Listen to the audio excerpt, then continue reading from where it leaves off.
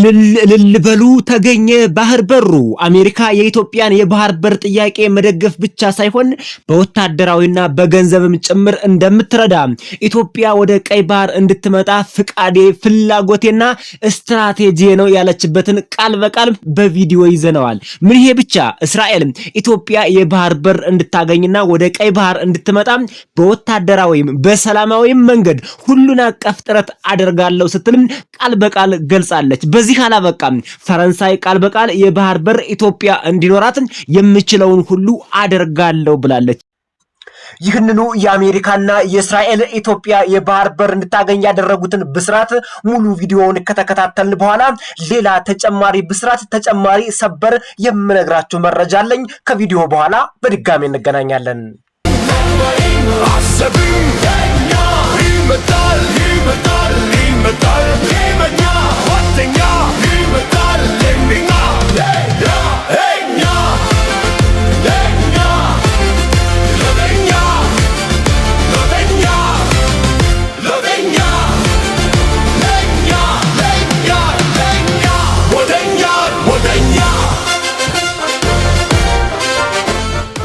You've become one of the most important and influential leaders in Africa.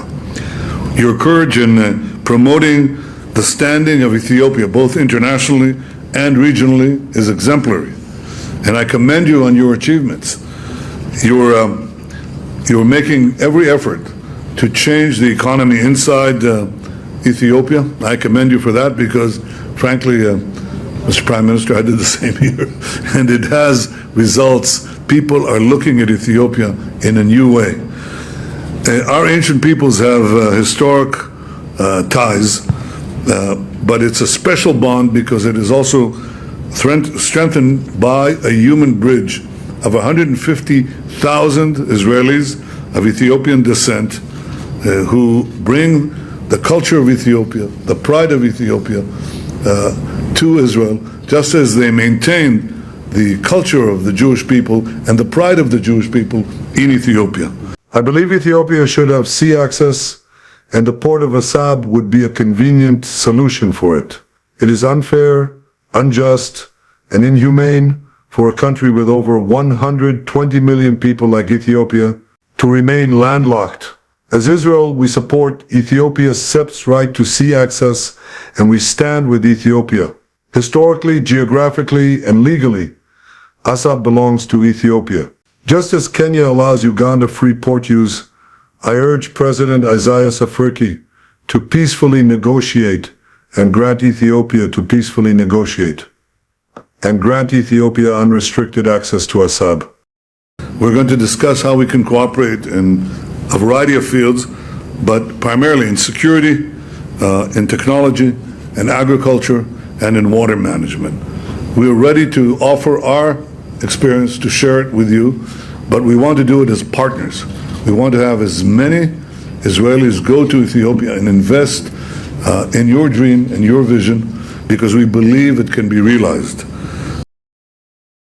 I commend Prime Minister Abiy Ahmed for his remarkable achievements in Ethiopia, particularly the Green Legacy Initiative to combat climate change and his successful diplomacy. Our government believes Ethiopia urgently needs sea access. Historically, legally, and geographically, the port of Assab is the most natural and convenient outlet for Ethiopia. The port remains underutilized without Ethiopian trade as no other nation can match Ethiopia's SEPS's potential volume.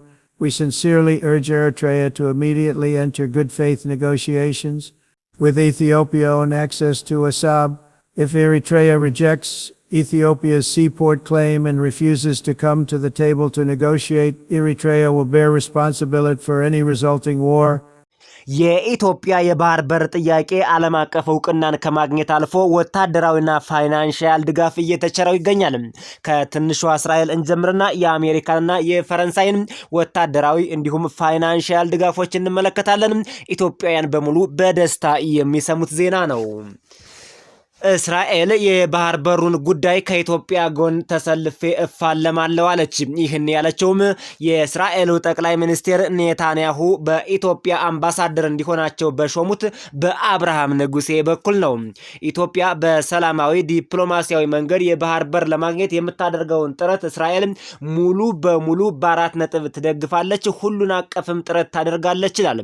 ኢትዮጵያ ለኢኮኖሚዋ ሉዓላዊነቷና ደህንነቷ የባህር በር እንደሚያስፈልጋት እስራኤል በጽኑ ታምናለች ያሉት አምባሳደር አብርሃም ንጉሴ እስራኤልም ኢትዮጵያ ለምታደርገው ጥረት በዲፕሎማሲያዊና በሰላማዊ መንገድ ከኢትዮጵያ ጎን ናት ብለዋል። በሌሎችም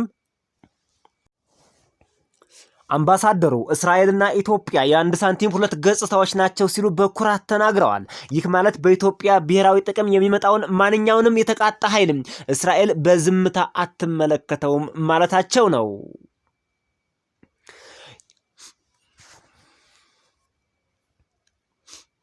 በዚህኛው ዘመንም ሁለቱ ሀገራት የሚተባበሩና የሚረዳዱ የሚደጋገፉ ናቸውም ብለዋል። ይህን ደግሞ በዓለም አቀፉ መድረክ በተባበሩት መንግስታት ድርጅትም ጭምር እስራኤል ኢትዮጵያን ትደግፋለች፣ ኢትዮጵያም እስራኤልን ትደግፋለች ሲሉ ተደምጠዋል። ኢትዮጵያ የቀይ ባህርን አክሰስ ለማድረግ በተለይ የአሰብ ወደብን ወደ ራሷ ለማስገባት ማንኛውንም እርምጃ ብትወስድ እስራኤልም ሆነ አሜሪካ ወይም ሌሎች ሀገሮች በተባበሩት መንግስታት ድርጅት ፊት አይቃወሙም ማለት ነው። ይህ ታላቅ ዕድል ነው ለኢትዮጵያውያን። የእስራኤል ምክር ቤት አባል ጸጋ ፈንታሁን የኢትዮጵያ የባህር በር ጥያቄን በተመለከተ ሲናገሩ ኢትዮጵያ የባህር በር ጥያቄዋን በሰላማዊና ዲፕሎማሲያዊ መንገድ ማግኘት መብቷም የተረጋገጠ የተጠበቀ ነው ይላል።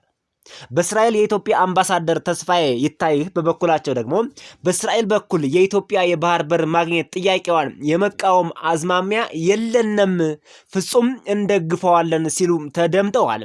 ኢትዮጵያ እንደገና መልሳ ወደ ቀይ ባህር ጠረፍ ብትመጣ አንደኛ ወዳጅ ሀገር ናት። በተጨማሪም እስራኤል ኢትዮጵያን መግቢያ በር አድርጋ ስለምትመለከታት ከሌሎቹ የአፍሪካ ሀገራት ጋር ያላትን ግንኙነት ለማጠናከር ከፍ ወዳለ ደረጃ ለማድረስ ስለምታግዛት እስራኤል ኢትዮጵያ የምታደርገውን የባህር በር ጥያቄ ሙሉ በሙሉ ትደግፋለች ሲሉ የእስራኤሉ ጠቅላይ ሚኒስትር ኔታንያሁ በኤምባሲያቸው በኩል ለኢትዮጵያ ድጋፋቸውን አሳይተዋል። እናመሰግናለን እስራኤሎች። ወደ ታላቁ ሀገር አሜሪካ ስንመጣ ኢትዮጵያ በቀይ ባህር ላይ ብትመጣ ለቀጠናው ሰላም የበለጠ ትሰራለች ብለን አምነንበታል ሲሉ ዶናልድ ትራምፕ የአሜሪካ የአፍሪካ እዝ አዛዥ ጄኔራል በሆኑት በጄኔራል ዳግቪን አንደርሰን በኩል ለኢትዮጵያውያን ደስታውን አብስረዋል። በጄኔራል ዳግቪን አንደርሰን የተመራ ልዑክ ቡድን ከኢፌዴሪ ጦር ኃይሎች ኢታማጆር ሹም ፊልድ ማርሻል ብርሃኑ ጁላ ጋር ተወያይተዋል።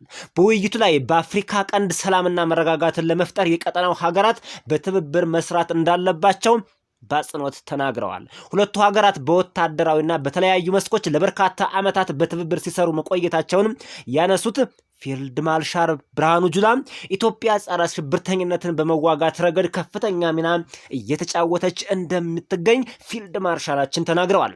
አክለውም ኢትዮጵያ አልሻባብን ለማዳከምና የሽብር ሴራውን ለማክሸፍ የምትወስደውን የኃይል እርምጃ አጠናክራ ከአሜሪካ ትብብር ጋር ትቀጥላለች ሲሉ ነው የተሰሙት። ፊልድ ማርሻል ብርሃኑ ጁላ የኢትዮጵያ የባህር በር ጥያቄን አስመልክተው ሲያብራሩ የሀገሪቱን ፍላጎት ለሰላማዊ አገልግሎትና ኢኮኖሚን ለመገንባት መሆኑን በመጥቀስ ከአሜሪካ ጋር ያለውን ወታደራዊ ግንኙነት አጠናክረው እንደሚቀጥል ለልዑክ ቡድኑ ለትራምፕ ለላኩት ቡድን ማለት እኮ ነው ፊልድ ማርሻል ብርሃኑ ጁላ አስረድተው ልከዋል። የአሜሪካ የአፍሪካ እዝ አዛዥ ጄኔራል ዳግቪን አንደርሰን በበኩላቸው ኢትዮጵያ በቀጠናው በጸጥታን ለማስፈን እየተጫወተች ያለውን ሚና አድንቀዋል፣ አፕሪሼት አድርገዋል፣ ሪኮግናይዝ አድርገዋል። ሽብርተኝነትን በጋራ የመዋጋት ስራችን አጠናክረን እንቀጥለዋለን ያሉት ኢትዮጵያ በሰላማዊ መንገድ የባህር በር ለማግኘት የምታደርገውን መንገድ በደንብ እንደግፋለን ሲሉ በ4 ነጥብ ጄኔራሉ አረጋግጠው ሂደዋል። በኢትዮጵያ በኩል ያሉ ፍላጎቶችና በቀጠናው ሰላምን ለማረጋገጥ ስለያዘችው እቅዶች ከዋሽንግተን ዲሲ ባለስልጣናት ጋር እንደሚነጋገሩ ይህ ጄኔራልም ጠቁመዋል። ትራምፕም ወደ ኢትዮጵያ የሚመጡበት አጋጣሚ ሰፊ እንደሆነ ከዚህ በፊት ነግረናቸዋል። በተለይ ግብፅንና ኢትዮጵያን ለማደራደር ወይ ወደ ኢትዮጵያ ይመጣሉ ካልሆነ ግብጽ ይሆናል፣ ካልሆነ ሁለቱም ሀገራት አሜሪካ ይሄዳሉ የሚል ሐሳብ በዚህ በፊት ነግረናችሁ ነበር። እሱ በቅድ ተይዟል። እንግዲህ አሜሪካ ካለባት መደራረብና በተለይ ከዩክሬንና ከሩሲያ ጦርነት እንዲሁም ከእስራኤልና ከጋዛ ጦርነት አንጻር ይሄኛውን መቼ ትኩረት ሰጥታ ትሰራዋለች የሚለው በቅርብ ይሆናል አይሆንም የሚለው ባይታወቅም እንደዚህ አይነት መረጃዎች እንደወጡ ሰምተናል። አሁን ግን አሜሪካ በቀጥታ ኢትዮጵያን በወታደራዊና ፋይናንሻሊ ቀይ ባህር ላይ ግዙፍ ኃይል እንዲኖራት ያስችላታል። ኢትዮጵያ በነገራችን ላይ ለምስራቅ አፍሪካ ሀገራት የዋለችው ውለታ ተቆጥሮ አያልቅም። ኢትዮጵያ አልሻባብን ባትዋጋላት ዲሞክራቲክ ሪፐብሊክ ኦፍ ሶማሊያ እስካሁን በህይወት አትኖርም፣ ሀገሪቱም ትበታተን ነበር። የኢትዮጵያ መከላከያ ሰራዊት አጥንቱን ደሙን እያፈሰሰ ምስራቅ አፍሪካ ላይ ሰላም እንዲመጣ ይሰራል። ይህን ታውቃላችሁ። ይሄ ብቻ አይደለም፣ ከኢትዮጵያ ውሃ የማይወስድ ጎረቤት ሀገር የለም። ኤርትራ በተከዜ በኩል ጥሟን ትቆርጣለች። ኬንያ በዋቢ ሸበሌ በኩል ጥሟን ትቆርጣለች። ተከዜና መረብ የሚባሉ ሁለት ታላላቅ ወንዞች ከኢትዮጵያ በመነሳት የኤርትራን ጥም ይቆርጣሉ። ታላቁና ገናናው የኦሞ ወንዝ የኬንያን የውሃ ጥም ይቆርጣል፣ መስኖቻቸውን ሁሉ እያረሰርሳል። ሸበሌና ገናሌ፣ ዳዋና ወይብ ወንዞች የሶማሌን ምድር በሙሉ እያረሰርሳሉ። አዋሽ ወንዝም ወደ ጅቡቲ ይገባል። በአጠቃላይ ከኢትዮጵያ ውሃ የማይወስድ የአፍሪካ ቀንድ ሀገር የለም። ወይም ደግሞ በአጠቃላይ ከኢትዮጵያ ውሃ የማይወስድ የኢትዮጵያ ጎረቤት ወይም የምስራቅ አፍሪካ ሀገር ፈጽሞ የለም። ወደ ኢትዮጵያ ግን በሃይላንድ እንኳን ታሽጎ የሚገባ ጠብታ ውሃ አይኖርም። በታሪክም ሆነ በጂኦግራፊ አሁን ላይ ድረስ ወደ ኢትዮጵያ የሚፈስ አንድም ወንዝ በፍጹም የለም። የ130 ሚሊዮን ሀገር ህዝብ የሆነችው ኢትዮጵያ ለጎረቤቶቿ ሁሌም ውሃ ያለማቋረጥ የምትሰጠውን የባህር በር እንዳይኖራት በግፍ ቆለፉባት። ይህ የግፍ ግፍ ነው። በኢትዮጵያውያን ላይ የተሰራ የግፍ ግፍ ነው። ለነገሩ ጠንካራና ቆራጥ መሪ እስካሁን ስላልነበራት ነው ኢትዮጵያ በግፍ የሚጫወቱባትም። አሁን ግን በኢትዮጵያ ብሔራዊ ጥቅም ላይ መዘባበት አይቻልም። ክቡር ጠቅላይ ሚኒስትር ዶክተር አብይ አህመድ ራይዚንግ ኦፍ ላዮን ኢትዮጵያ የኢትዮጵያው አንበሳ ተነስተዋል። ማንም አያስቆማቸውም። 130 ሚሊዮን ወታደር ያላቸው የዓለም ብቸኛው መሪ ጠቅላይ ሚኒስትር ዶክተር አብይ አህመድ ናቸው። ይህ ማለት 130 ሚሊዮን ኢትዮጵያውያን በሙሉ ከጠቅላይ ሚኒስትራቸው ጎን ይቆማሉ ማለት ነው። ወደ ኤርትራ የሚፈሰው የመረብና የተከዜ ወንዝ ብቻ አይደለም። የጎጃም ጤፍ፣ የሻሸመኔ ጤፍ፣ የአሩሲና የባሌ ጤፍም ጭምር ወደ ኤርትራ ይፈሳል። ኤርትራ ከኢትዮጵያ የምታገኘው ውሃ ብቻ አይደለም።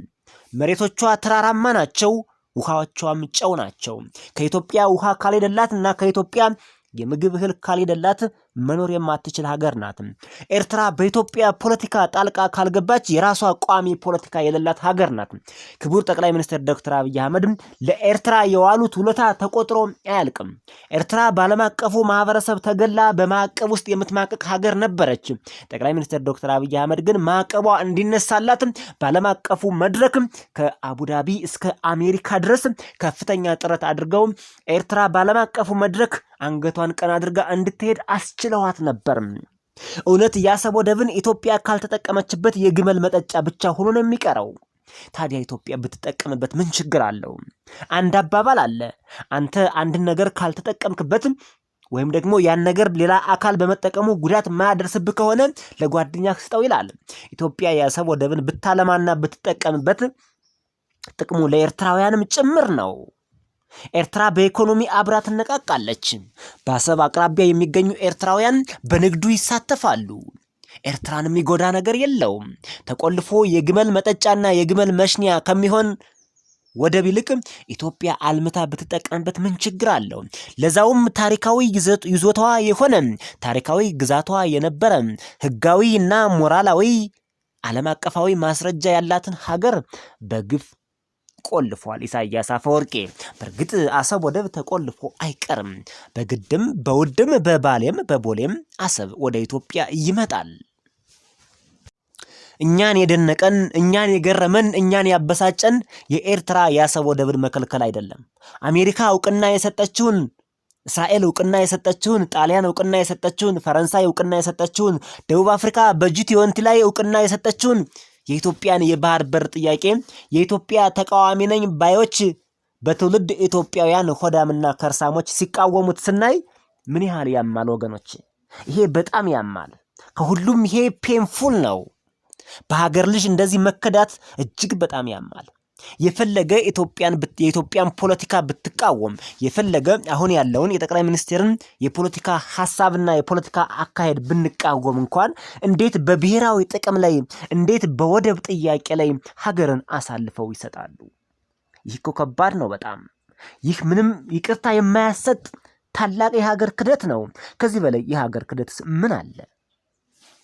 In the heart of the Horn of Africa, a historic turning point is unfolding, one that could reshape the region's future for generations to come. Ethiopia, the continent's second most populous nation and a rising economic giant, has long been landlocked since Eritrea's independence in 1993. Yet today, a powerful international consensus is emerging. Ethiopia must regain reliable, sovereign access to the sea. From Washington to Brussels, from Tel Aviv to Beijing, world leaders and diplomats quietly agree on one fundamental truth. A stable, prosperous Ethiopia is indispensable for African stability and growth. And the landlocked Ethiopia, forced to route 95% of its trade through a single foreign port in Djibouti at exorbitant cost, cannot reach its full potential. The United States, European powers, Gulf states, and even traditional rivals now see Ethiopia's sea access not as a favor, but as a strategic necessity. Israel, in particular, has emerged as a vocal and influential supporter. At the United Nations and in closed-door meetings, Israeli ambassadors have repeatedly stressed that Ethiopia's peaceful and permanent access to the Red Sea serves both Ethiopian and global interests, including the security of international shipping lanes. Jerusalem's stance carries weight. Few nations understand the strategic value of sea access better than Israel itself. This growing global backing did not appear by chance. It is the direct result of one man's extraordinary vision and diplomatic mastery, Prime Minister Abiy Ahmed Ali. Since taking office in 2018, Abiy has transformed Ethiopia from a nation on the brink of collapse into Africa's fastest-growing economy and a diplomatic powerhouse. He ended a 20-year Cold War with Eritrea through the historic 2018 peace agreement, earning the Nobel Peace Prize. He launched sweeping economic reforms, built industrial parks, expanded electricity generation, and turned Addis Ababa into the undisputed diplomatic capital of Africa. His calm, logical reasoning, and personal charisma have won friends in capitals that once kept Ethiopia at arm's length. Now, Abiy is deploying that same brilliance on the question of sea access. In recent months, Ethiopia has formally and peacefully declared to the international community its legitimate need for direct, reliable, and sovereign access to the sea, emphasizing that this is not a threat, but a necessity for regional prosperity. The message is clear. Ethiopia prefers dialogue, partnership, and mutual benefit. Neighboring countries are listening. Kenya has already deepened port-sharing agreements with landlocked Uganda, setting a positive precedent. Quiet negotiations are underway, and many expect Eritrea to follow suit, granting Ethiopia full commercial and eventually sovereign access to the historic port of Assab, once Ethiopia's lifeline to the world. The preferred path remains peaceful. Prime Minister Abiy has repeatedly extended an open hand to President Isaias Afwerki, inviting Eritrea to the table for a win-win agreement that would bring investment, jobs, and renewed brotherhood to both nations. But the message from Addis Ababa is equally firm. Ethiopia will secure sea access, one way or another. If dialogue fails and Eritrea refuses reasonable terms, the responsibility for any escalation will rest squarely on President Isaias. Ethiopia, backed by its growing military strength, economic leverage, and unprecedented international goodwill will not remain landlocked indefinitely. Under Abiy Ahmed's visionary leadership, Ethiopia is no longer asking for permission. It is calmly, confidently, and resolutely reclaiming its natural place as a Red Sea power for the benefit of its 120 million people and for the stability of the entire region. The world has taken notice. History is watching, and the tide, quite literally, is turning in Ethiopia's favor.